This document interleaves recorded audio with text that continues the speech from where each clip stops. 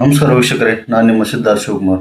ವೀಕ್ಷಕರೇ, ನಿಮಗೆಲ್ಲ ಗೊತ್ತಿರಬಹುದು, ರಿಷಬ್ ಶೆಟ್ಟಿ, ನಟ ರಿಷಬ್ ಶೆಟ್ಟಿ ಕಾಂತಾರ ಸಿನಿಮಾವನ್ನು ಮಾಡಿ, ಅದು ಮೊದಲನೇ ಸಿನಿಮಾ, ಆಮೇಲೆ ಎರಡನೇ ಸಿನಿಮಾ ಕಾಂತಾರ 2 ಸಿನಿಮಾ ಮಾಡಿ ಇಡೀ ಇಂಡಿಯಾದಲ್ಲಿ ಒಂದು ಫೇಮಸ್ ಆದಂಥ ನಟ ನಿಮಗೆಲ್ಲ ಗೊತ್ತಿರಬಹುದು.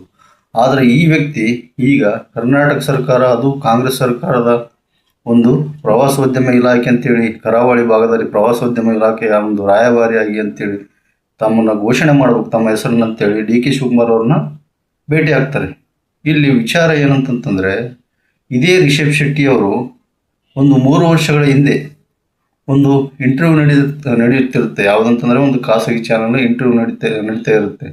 ಆ ಒಂದು ಸಂದರ್ಭದಲ್ಲಿ ರಿಷಬ್ ಶೆಟ್ಟಿಯವ್ರನ್ನ ಒಬ್ಬ ಆ್ಯಂಕರ್, ನಿಮಗೆಲ್ಲ ಗೊತ್ತಿರ್ಬೋದು, ನೋಡಿರ್ತಾರೆ ನೀವು ಸೋಷಿಯಲ್ ಮೀಡಿಯಾದಲ್ಲಿ. ಆ ಆ್ಯಂಕರ್ ಅವರು ಏನು ಈ ಒಂದು ನಟರ ಹೆಸರು, ಆಮೇಲೆ ರಾಜಕಾರಣಿ ಹೆಸರುಗಳನ್ನು ನಾವು ಕೇಳ್ತಾ ಹೋಗ್ತೀವಿ. ನಿಮ್ಮ ಒಂದು ಅನಿಸಿಕೆನ ನೀವು ತಿಳಿಸಿ ಅಂತೇಳಿ ರಿಷಬ್ ಶೆಟ್ಟಿ ಅವರಿಗೆ ಕೇಳಿದಂಥ ಸಂದರ್ಭದಲ್ಲಿ ರಿಷಬ್ ಶೆಟ್ಟಿ ಅವರು ಎಲ್ಲ ನಟರ ಬಗ್ಗೆನೂ ಕೂಡ ಒಂದಿಷ್ಟು ಸಾಫ್ಟ್ ಕಾರ್ನರಾಗಿ ಚೆನ್ನಾಗೇ ಮಾತಾಡ್ತಾರೆ. 100% ಅವರು ಒಳ್ಳೆಯವರು ಆಗಿ ಈಗ ಅಂತೇಳಿ ಮಾತಾಡ್ತಾರೆ. ಮೋದಿಯವರ ಬಗ್ಗೆ ಕೇಳಿದಾಗ ಕೂಡ ಅವ್ರು ಏನಂತಾರೆ, ಒಳ್ಳೆ ಅದ್ಭುತ ರಾಜಕಾರಣಿ ಅಂತ ಹೇಳ್ತಾರೆ. ಆದರೆ ರಾಹುಲ್ ಗಾಂಧಿ ಅಂತ ಬಂದಾಗ ನೋ ಕಾಮೆಂಟ್ಸ್ ಅಂತ ಹೇಳ್ತಾರೆ. ಇದೇ ವ್ಯಕ್ತಿ ರಿಷಬ್ ಶೆಟ್ಟಿ ದೈವದ ಬಗ್ಗೆ ಏನು ಇವರು ಸಿನಿಮಾಗಳು ಮಾಡ್ತಾರಲ್ಲ, ಇದೇ ವ್ಯಕ್ತಿನೇ ರಾಹುಲ್ ಗಾಂಧಿ ಅಂತ ಬಂದಾಗ ಈ ವ್ಯಕ್ತಿ ಹೇಳುವಂಥ ಮಾತು ಏನಂತಂದರೆ ನೋ ಕಾಮೆಂಟ್ಸ್ ಅಂತ ಹೇಳಿ ಇಡೀ ಕಾಂಗ್ರೆಸ್ ಪಕ್ಷದ ಒಂದು ಕಾರ್ಯಕರ್ತರಿಗೆ ಗುರಿಯಾಗುವಂಥ ಕೆಲಸ ಮಾಡ್ತಾರೆ ಇವರು. ಯಾಕಂತಂದರೆ ರಾಹುಲ್ ಗಾಂಧಿ ಗೊತ್ತಿಲ್ಲ ಈ ವ್ಯಕ್ತಿಗೆ. ನಿಜವಾಗ್ಲು ರಾಹುಲ್ ಗಾಂಧಿ ಯಾರಂತ ಇಡೀ ದೇಶಕ್ಕೆ ಗೊತ್ತಿದೆ.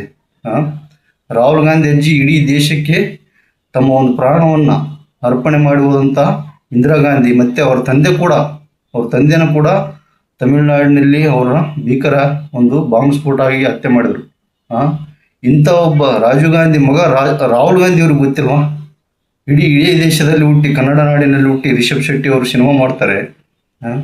ಇಂಥ ಒಂದು ಕ್ವಶನ್ ಕೇಳಿದಾಗ ರಾಹುಲ್ ಗಾಂಧಿ ಅಂತ ಕೇಳಿದಾಗ ನೋ ಕಾಮೆಂಟ್ಸ್ ಅಂತ ಹೇಳ್ತಾರೆ. ನೋ ಐಡಿಯಾ, ನೋ ಕಾಮೆಂಟ್ಸ್ ಅಂತೇಳಿ ಇದೇ ರಿಷಬ್ ಶೆಟ್ಟಿ.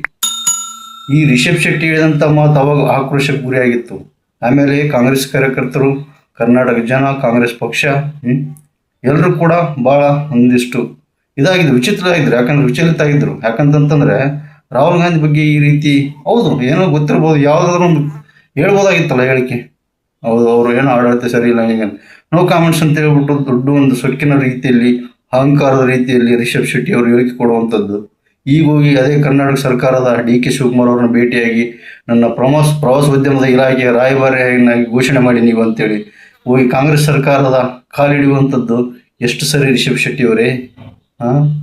ಒಳ್ಳೆ ಸಿನಿಮಾ ಮಾಡಿದ್ದೀರಾ, ಫ್ಯಾನ್ ಇಂಡಿಯಾ ಸಿನಿಮಾ ಮಾಡ್ತೀರಾ, ಮುಂದೆ ಬರ್ತಕ್ಕಂಥ ಜೈ ಹನುಮಾನ್ ಹಂಗೆ ಹಿಂಗೆ ಅಂತೇಳಿ ಒಳ್ಳೆ ಸಿನಿಮಾ ಮಾಡೋಕೆ ಕೊಟ್ಟಿದಾರ. ನೀವೇ ಯಾಕೆ ಇನ್ನೊಬ್ರ ಹತ್ರ ಹೋಗಿ ಇದು ಮಾಡ್ತೀರಾ?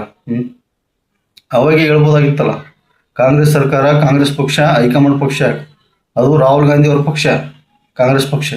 ಅವಾಗ ನೋ ಕಾಮೆಂಟ್ಸ್ ಅಂತೇಳಿ ಈಗ ಅವ್ರ ಪಕ್ಷದಲ್ಲಿ ಹೋಗಿ ಕೈ ಇಡುವಂಥ, ಕಾಲಿಡುವಂಥ ಕೆಲಸ ಮಾಡ್ತಾ ಇದ್ದಾರಲ್ರಿ ರಿಷಬ್ ಶೆಟ್ಟಿ ಅವರೇ. ಇದನ್ನು ಯಾರು ಕೂಡ ಕ್ಷಮೆ ಮಾಡೋದೇ ಇಲ್ಲ, ಕ್ಷಮಿಸೋದೇ ಇಲ್ಲ. ಇದು ಕಾಂಗ್ರೆಸ್ ಕಾರ್ಯಕರ್ತರು ಸಿಡಿದಿದ್ದಾರೆ ಇಡೀ ನಮ್ಮ ರಾಜ್ಯಾದ್ಯಂತ ನೋಡ್ತಾ ಇರೋದು ನೀವು. ಇವ್ರು ಹೇಳಿಕೆ ಕೊಟ್ಟಿರುವಂಥದ್ದು ಅದೇ ವಿಡಿಯೋ ನಾವು ಇಟ್ಕೊಂಡು ಕೇಸಿ ಭಾಳಷ್ಟು ಜನ ಇವರಿಗೆ ಪ್ರವಾಸೋದ್ಯಮದ ಇಲಾಖೆನ ರಾಯಭಾರಿಯಾಗಿ ಮಾಡಲೇಬಾರ್ದು ಅಂತೇಳಿ ನಮ್ಮ ಒಂದು ಚಾನಲ್ ಮುಖಾಂತರ ನಾವು ಕಳಕಳಿ ಮಾಡ್ತೀವಿ. ಮಾನ್ಯ ಮುಖ್ಯಮಂತ್ರಿ ಆಗಿರ್ತಕ್ಕಂಥ ಡಿ ಕೆ ಶಿವಕುಮಾರ್ ಅವ್ರಿಗೂ ಕೂಡ ನಾವು ಮನವಿ ಮಾಡೋದಿಷ್ಟೇ, ಬೇರೆಯವರು ಮಾಡಿ ಪ್ರವಾಸೋದ್ಯಮ ಇಲಾಖೆ ಏನು ರಾಯಭಾರಿಯನ್ನಾಗಿ ಇಂಥ ವ್ಯಕ್ತಿಗಳಿಗೆ ಅವಕಾಶ ಕೊಡಬೇಡಿ. ಇವರ ನಟರು ಇರ್ಬೋದು, ನಮ್ಮ ಕನ್ನಡ ಇಂಡಸ್ಟ್ರಿಯಲ್ಲಿ ನಟರಿದ್ದಾರೆ, ಯಾಕಿಲ್ಲ. ಸುದೀಪ್ ಇದ್ದಾರೆ, ದರ್ಶನ್ ಇದ್ದಾರೆ, ಆಮೇಲೆ ಗಣೇಶ್ ಇದ್ದಾರೆ, ದುನಿಯಾ ವಿಜಯ್ ಇದ್ದಾರೆ, ಶಿವರಾಜ್ ಕುಮಾರ್ ಇದ್ದಾರೆ, ಇನ್ನೂ ಎಷ್ಟೋ ನಟರಿದ್ದಾರೆ. ಧ್ರುವ ಸರ್ಜಾ ಆಗಿರ್ಬೋದು, ಒಳ್ಳೆ ನಟರಿದ್ದಾರೆ, ಹೀರೋಯಿನ್ಸು ಇದ್ದಾರೆ. ಯಾಕೆ ಅವ್ರನ್ನ ಮಾಡೋಕ್ಕಾಗಲ್ಲ? ಭಾಳಷ್ಟು ಜನ ಇದೆ. ಇಂಥವ್ರಿಗೆಲ್ಲ ಅವಕಾಶ ಕೊಡಬೇಡಿ. ಇಂಥವ್ರು ನೋ ಕಾಮೆಂಟ್ಸ್ ಅಂತ ಹೇಳಿದವರಿಗೆ ಹೋಗಿ ನೀವು ಇವರಿಗೆ ಅವಕಾಶ ಕೊಟ್ಟಿದ್ದೆ ಆದಲ್ಲಿ, ಇನ್ನು ಕಾಂಗ್ರೆಸ್ ಕಾರ್ಯಕರ್ತರಿದಾರಲ್ಲ ಅವ್ರಿಗೆ ಮಾಡಿ ರಾಯಭಾರಿ. ಯಾಕೆ ಅವರಲ್ಲ? ಅವ್ರು ನಿಮ್ಮ ಪಕ್ಷವನ್ನು ಅಧಿಕಾರಕ್ಕೆ ತರೋಕ್ಕೆ ಎಷ್ಟೇ ಕೆಲಸ ಮಾಡಿರ್ತಾರೆ ಗೊತ್ತಾ? ಕಾಂಗ್ರೆಸ್ ಕಾರ್ಯಕರ್ತರು ಪಕ್ಷ ಅಧಿಕಾರಕ್ಕೆ ಬರಲಿಕ್ಕೆ ಅವ್ರು ಎಷ್ಟು ಶ್ರಮಿಸುತ್ತಾರೆ. ಅಂಥವ್ರಿಗೆ ಅವಕಾಶ ಕೊಡಿ. ಇಂಥವ್ರು ನಿಮ್ಮ ಒಂದು ಕಾಂಗ್ರೆಸ್ ಪಕ್ಷದ ಹೈಕಮಾಂಡ್ ಅಧಿನಾಯಕ ರಾಹುಲ್ ಗಾಂಧಿ ಅವ್ರ ಬಗ್ಗೆನೇ ಇವ್ರಿಗೆ ಗೊತ್ತಿಲ್ಲ ಅಂತ ನೋ ಐಡಿ ಅಂತ ಹೇಳಿದಂಥ ವ್ಯಕ್ತಿಗೆ ಹೋಗಿ ರಾಯಭಾರಿಯನ್ನಾಗಿ ಮಾಡುವಂಥದ್ದು ನೀವೆಷ್ಟು, ನಿಮಗೇನು ಲಾಭ ಅವರಿಂದ? ಏನೂ ಲಾಭ ಇಲ್ಲ ನನ್ನ ಪ್ರಕಾರ. ಇಂಥ ವ್ಯಕ್ತಿ ನಿಜವಾಗ್ಲೂ ರಿಷಬ್ ಶೆಟ್ಟಿ ನಮಗೆ ಗೊತ್ತಿತ್ತು. ಹಿಂದುತ್ವ ಬೆಳೆಸ್ಕೊಳ್ಳಿ, ಯಾರು ಬೇಡ ಅಂತ ಹೇಳಿಲ್ಲ. ಇಲ್ಲಿ ನಮಗೆ ಎಲ್ಲರೂ ಬೇಕು. ಈಗೇನು ಪ್ರಧಾನಿ ಆಗಿದ್ದಾರೆ ಮೋದಿ ಅವರು, ಅವರಿಗೂ ಕೂಡ ನಾವು ಗೌರವ ಕೊಡ್ಬೇಕು. ಯಾಕಂದ್ರೆ ಪ್ರಧಾನಿ ವಿದ್ಯೆ ಅದು. ಅವ್ರು ತಪ್ಪು ಮಾಡ್ತಿರ್ತಾರೋ ಬಿಡ್ತಾರೋ ಅದು ನಮ್ಗೆ ಬೇಡ. ಬಟ್ ಇವು ವ್ಯಕ್ತಿ ಹೇಳುವಂಥ ರೀತಿ ಯಾವತ್ತಿತ್ತಲ್ಲ ಆ್ಯಂಕರ್ ಮುಂದೆ, ಅದು ಭಾಳ ನಿಜವಾಗ್ಲೂ ಗಂಭೀರವಾಗಿ ಪರಿಗಣಿಸಲೇಬೇಕು. ಯಾಕಂತಂದರೆ ಅವತ್ತ ಆ ವ್ಯಕ್ತಿ ಹೇಳಿದಂಥದ್ದು ನೋ ಕಾಮೆಂಟ್ಸ್ ಅಂತ ಹೇಳುವಂಥದ್ದು.